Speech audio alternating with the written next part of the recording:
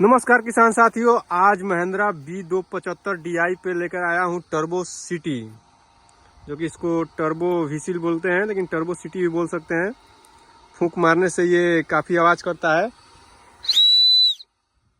और इसको लगाते हैं सिलेंसर में। आज लगा के इसको टेस्टिंग करेंगे कि ये कैसा महिंद्रा 275। इसको आज इंस्टॉल करेंगे सिलेंसर में, इसको अंदर की तरफ।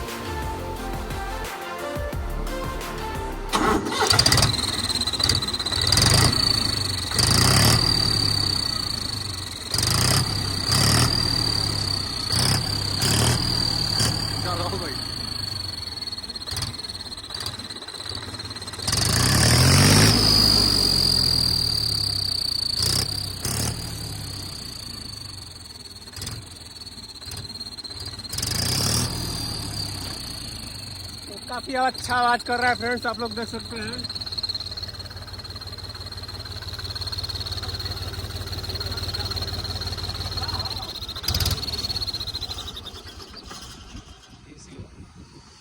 काफी अच्छा आवाज कर रहा है। तो महिंद्रा 275 में काफी अच्छा आवाज कर रहा है। अब इसको हम दूसरे ट्रैक्टर में लगा के देखेंगे, आइसर 242 में।